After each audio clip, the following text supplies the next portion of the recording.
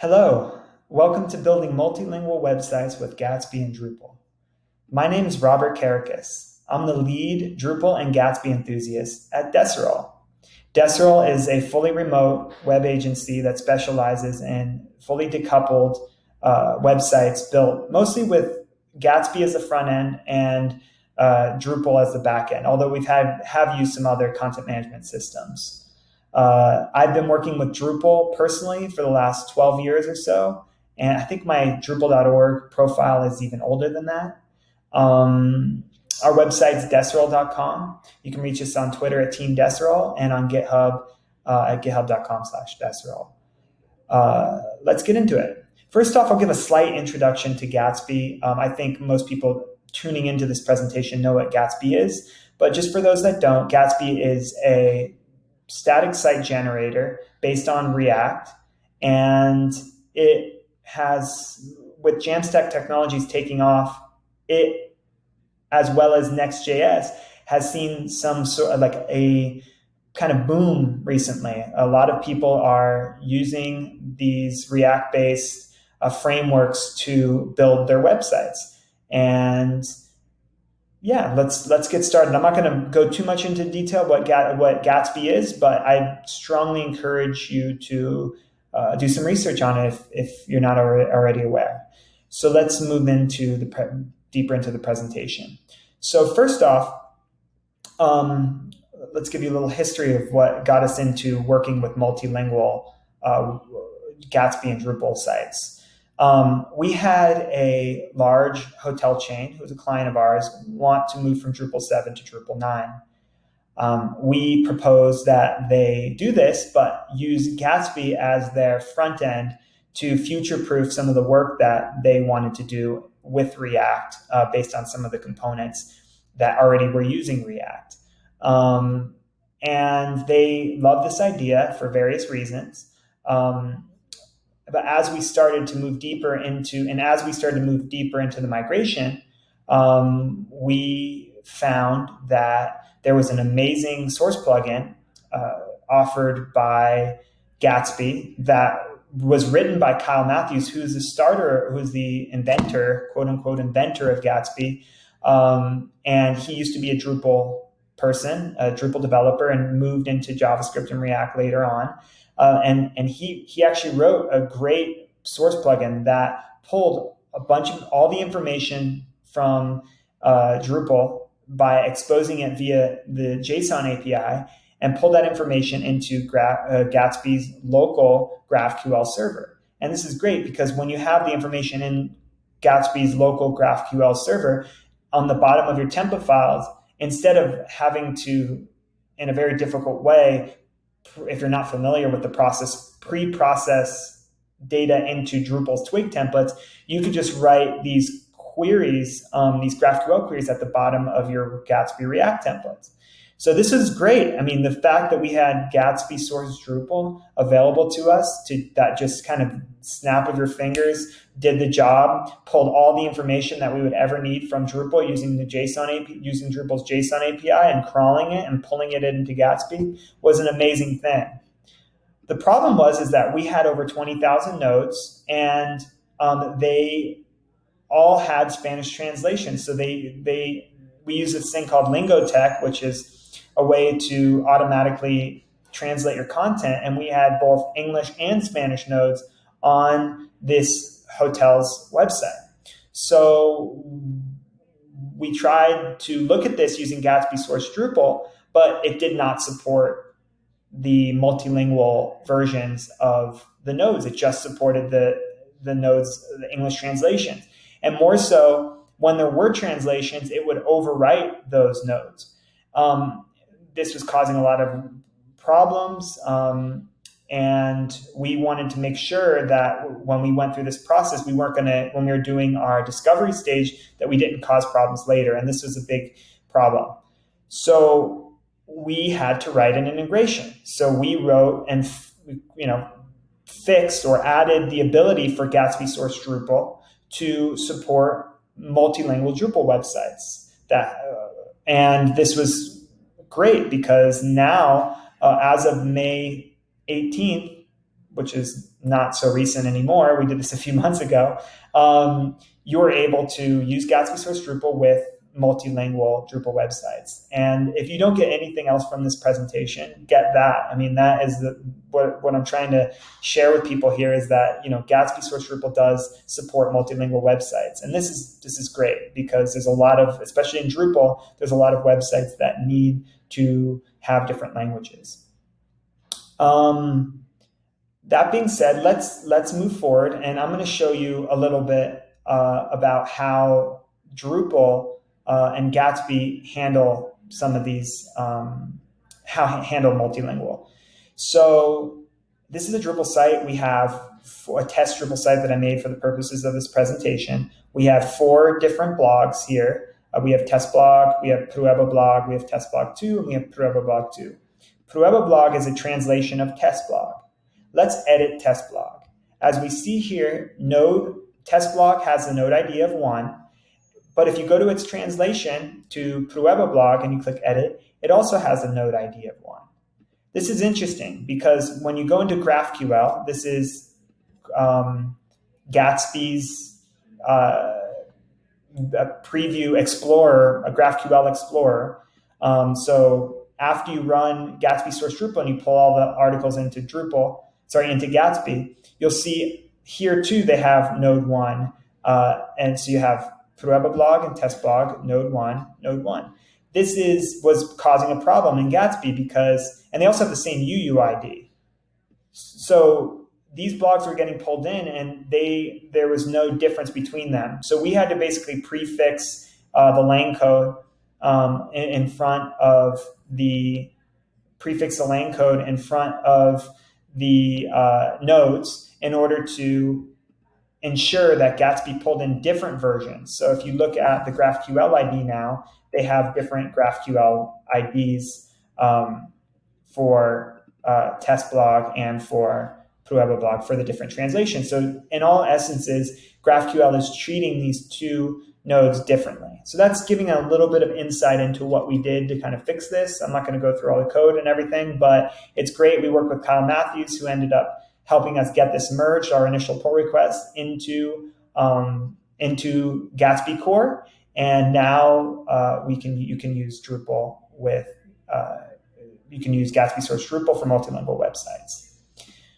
We went further than this for this presentation, and we created a starter that will help you, because there is more configuration. There's some more kind of things that you need to kind of know to get started. It does pull all the translations in, but then what? What do you do now? Now you have all these different translating nodes in. How do you create a language picker? How do you write the GraphQL queries? How do you create language-specific pages? How do you switch context between these different pages? And those are some of the problems we tried to address in this starter. And you can go to just desirol.com. Sorry, you can go to our GitHub account, github.com/desirol, and you should see Gatsby Starter Drupal IETN in there somewhere. If you go to list our repos there.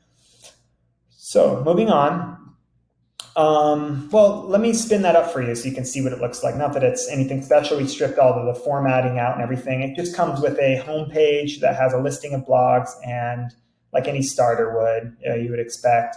And it comes with, you're able to, a language picker, and it translates things to Spanish.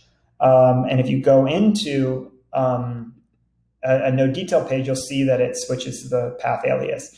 Notice, though, that it does not put ES in front on the detail pages. It does not use this more advanced language negotiation strategy.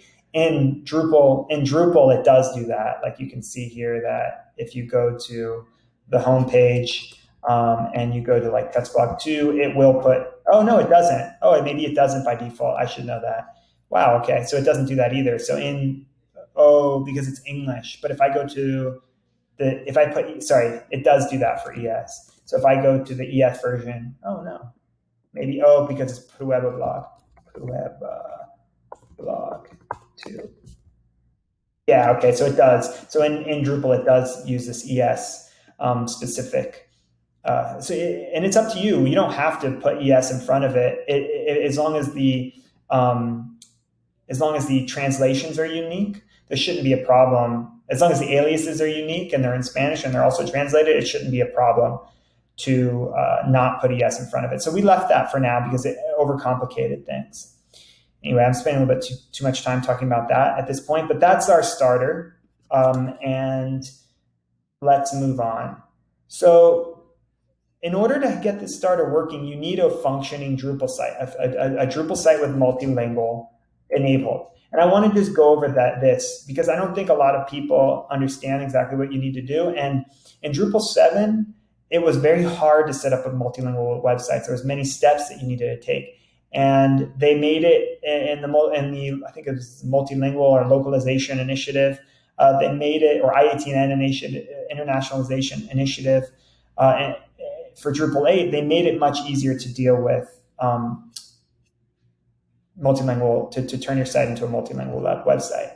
Long story short, you only need to enable 3 different modules: language, content translation, and for the purposes of getting this content into Gatsby, JSON API. That's the key module you need to enable to get Gatsby source Drupal working. So I have done that. Well, I've already done that. I've enabled these 3 modules on top of the basic installation, that the standard installation profile in Drupal that has these other modules enabled. I enabled these 3. And then you go into configuration as the next step, and you go into languages, and you want to enable Spanish or Polish or German or whatever languages you want to enable, which I've already done here. Then the last step is you go into your content types and you enable article. You enable article or maybe enable translation for basic pages by going into edit, languages, and then you enable the translation. You can also enable this show language selector if you want to have the content editors have ability to switch language selector. But this is the main one, is enable translation. Once that's done, you should be able to go into your starter, or if you're doing this from scratch, have some other stuff open. You would go into Gatsby config. You would go and add some configuration object in here for Gatsby source Drupal. And before multilingual is accepted, all you would do is you would put in the URL. We are using Pantheon for this dev site. It's great. You can create free dev sites on Pantheon, but you can create your own Drupal site here. And if you want to enable multilingual, we have some configuration settings that you need to address. And the default language, whether it's English, whether it's Spanish, it should mirror your setup in Drupal. Enabled languages, English, you want to put Spanish, the different lang codes in here. Translatable entities, you want to say which entities you have enabled translation for. You want to put those in here. And the non-translatable entities file is the only one that should be relevant for now. And there is some ins and outs of why we had to add this configuration. There's different types, like language negotiation strategies, different types of multilingual sites that we've had to do throughout the last year or so that we've been working and maintaining this feature in Gatsby source Drupal. And we've had different weird use cases. So if you want to know if you have a more advanced setup that you want to talk about, reach out to us. We're happy to talk to you about that. But for the most part, this is what's listed in Gatsby source Drupal now as the default settings, obviously with the entities at hand that you want to translate. So that is the configuration. Once you've done that, you can do npm start, or after you do an npm install with this starter that we created, you do an npm start, and then it will start up your site and it will pull in everything from Drupal. That being said, you know what? I missed a very important piece. So let's talk a little bit about JSON API in Drupal. So once you enable this config, what's going to happen is Gatsby is going to fetch all data from Drupal. And how does it do that? It goes to the JSON API, which we did enable. And it will go to the content types that you've enabled translation on. and it will go to article, and you can see here, but it will also go, here's a test blog, and we'll go to JSON API article. This is the list view, and it will also go to the list view of ES, and it will pull all these nodes, Prueba and Prueba blog 2. Okay, so here it's going to go there, and then it's going to pull it into GraphQL, and it's going to pull it into the GraphQL server for Gatsby. So that's basically what it does. It takes it from JSON and shoves it into GraphQL. Now that it's all available locally during build time on GraphQL, we need to build. Your site's useless when it's just in GraphQL. We actually need to build pages based on that GraphQL. So I'm getting a little bit ahead of myself. So I've talked about configuring Gatsby source Drupal. We've configured Drupal. Let's talk about generating language-specific pages. So that all happens in Gatsby Node. And the meat and potatoes is this query that it does, which you see gets all node articles, and it's getting the lang code, it's getting the Drupal node ID, and it's getting the path alias from Drupal, which if you use path auto, it will respect that and it will pull these aliases in. Because you want to give the content editors the ability to change the paths, your Gatsby-based paths via Drupal. So the meat and potatoes are this Gatsby query, as a GraphQL query, and then that basically gets pulled into create page for article. This just creates the home page. This is what will create the different pages for the different articles: test blog, Prueba blog, test blog 2, Prueba blog 2. And it creates the path for you. But the main thing I want to note here is this context. It's going to pass NID context, and it's going to get the node ID from the particular node at hand that it's creating. So there's 4 of them. For test blog, it's going to get the node ID and the language code. Test blog is English. Prueba blog, it's going to get the node ID, which is going to be the same node ID, but it's going to get a different lang code. It's going to be ES. And we're going to use these NIDs in our queries when we're doing things like entity reference and relationships. That's why we use NID. There's some minutia about whether or not you can just get the lang code from the NID. Why do you need to pass it in as context? It's a little bit of a performance hit when you pass in too much context, but we don't need to get into that at the moment. Feel free to reach out. So that's basically how you generate. Once you've done this, you will have language-specific pages on the starter. Once that is done, this page will get created by this code here, by this create page. And this page will get created, right? And this page, the Spanish translation. So that's what this code does here. Let's move on to create language toggle. Where am I on time? Okay. Creating a language toggle. So now you need to know how to toggle the language. I'm not going to spend too much time going into the exact, how to create a select and, all the HTML and the minimal CSS that's gone into this. But I will talk a little bit about what this starter includes. And that is a context. We include a language context. And a language context is a subscriber. So it is going to, this language context is going to subscribe to whatever language code is currently on the page. And it allows us to avoid passing props through the application. It's just an easier way to deal with language we found on bigger sites. So we set this up for you in the starter.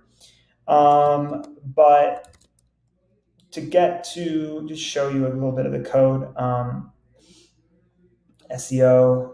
So here's the select basically, and we pass into the header. We don't need to pass anything in because we set the context, the language context, and it's subscribed. This code is subscribing to the global language context, which then will, or actually this language selector will change the language, and then it will allow other components which are subscribed to the language to update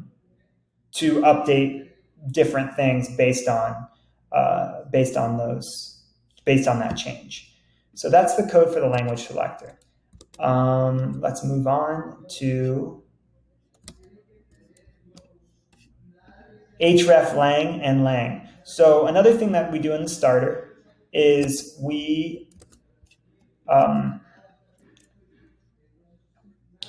it's very important on multilingual websites. One of the most important things is this href lang, the href lang link tag, which tells Google where the sibling piece of content in the other languages live. So testblog2, well, where's the sibling? Where's pruebablog2 live?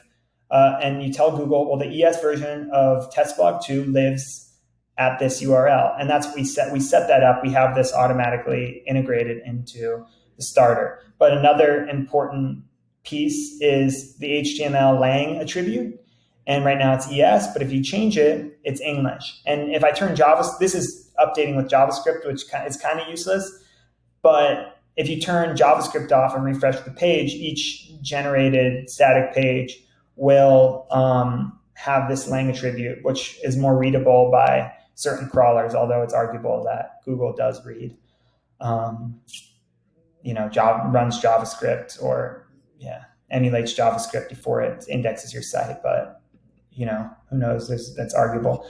So let's talk a little bit about interface translation. So on a lot of multilingual sites, you might have certain strings around the site that are part of the application that are of different languages. And it's nice to have some global place to change these different strings. Like for instance, this string here, or maybe some stuff in the footer might not have a blog or a piece of content or a node associated to it. So you want to have certain strings. Like if you go even on a Drupal site, like you might want search somewhere to translate that, and tools. Well, Drupal has this interface translation area where you can do that, but there is a session in DrupalCon North America where they talk about this. And if you go back, I recommend looking at that if you need to do some interface translations. The presenter of that talk created a Drupal module which creates another endpoint that allows you to pull those interface translations into your application. However, there is an open issue where they're talking about exposing all the interface translations via JSON API, and I think that would be the ideal way to do that. Then Gatsby source Drupal can just pull that in automatically. But for now, in our application, in our starter, we just are hard coding it, and we think that's an easy enough strategy for most websites. And you just say, okay, the Spanish translation was built. This should probably say like built with is hecho con home página de inicio. So you can put all of your translations in here, and if you look at the patterns, we have a way like a t-string type of thing, like a Drupal t-string type of function in although it works slightly differently in our Gatsby in JavaScript that allow you to just place that anywhere it needs to go, and it will create interface translations for kind of hard-coded strings. But look at that. If you want to do it through Drupal, and this is bad because only front-end developers can go in here and change this for people. But if you wanted to change it in the application layer in the Drupal CMS, then you want to look at that DrupalCon North America for now until they merge that functionality into exposing it in the JSON API. So that's almost finished here. There's a few advanced topics which I'm going to leave for now, but there's some kind of weird use cases where if you disable certain language negotiations settings in Drupal, this is a whole configuration page in Drupal. If you start changing things around in here, long story short, it could break. Things could break. I'm not going to go into too much detail, but we're looking at fixing that, and we've pushed some fixes up for these particular things because we had to change these. But for the most part, people won't need to change these if they follow the best practices. but some people have different websites that work differently and different requirements. So just as a note, if you are having problems with this, feel free to contact us and we can try to help you out with that. Last thing is performance. Like when you have more languages, you double your nodes. So I said on the big site we worked on, we had like 20,000 nodes. Well, now it's 40,000 because you're having to build 40,000 pages instead of 20,000 pages because there's all of these new nodes that are coming in. So it leads to performance problems. We were getting some problems with even Pantheon kind of giving us some, hitting the server, and it kind of, I don't know, when you have a huge builds every 5 minutes, you're hitting 40,000 pages, there was some problems. So we worked with Kyle Matthews and they got a pretty good pull request that retries if there's like a econ reset or a performance issue, it will retry using GOT instead of Axios in the source plugin. So that's something we helped test and helped work with them, with the Gatsby team on. And one thing that we're looking at too is using Varnish. Right now in the list view of JSON API, like this, let's go into article. This page isn't cached. Like it's impossible. If any one of the hundreds of, well, there's only 2 on here now, but if you have hundreds of nodes, if any one of these, or thousands and 20,000 nodes, if any one of the 20,000 nodes changes, then this cache breaks. But where the cache is useful is actually on the detail page of the JSON view, JSON API view. Well, if we had a way to, these pages are cached, so if we had a way to somehow change Gatsby source Drupal to crawl all the detail pages and ignore the list views, then we could use Varnish caching, which would add some serious performance increases when pulling nodes from Drupal sites, mass amounts of nodes. So that's one thing we're looking at. It's a big rewrite, so we have to talk more about that. And then there's disadvantages of it as well. But then pulling nodes in parallel is just a new thing that it was an easy win that we were able to do, especially since we fixed or Kyle Matthews really did this, but we were helping fix the retry. Fix the retries. Now pulling nodes in parallel seems like it's a bit more possible. Anyway, these are some more advanced topics. I wanted to thank you for listening to this presentation, and it's a shorter one, so I couldn't go into too much detail, but if you have any questions, feel free to contact me or us, our team, and we'd love to help you out with any headless, decoupled, multilingual Drupal questions that you have, especially relating to Drupal and Gatsby. But we also look at anything in the Jamstack realm. I'm Robert. Thank you for listening. Have a great day, afternoon, evening, wherever you are in the world.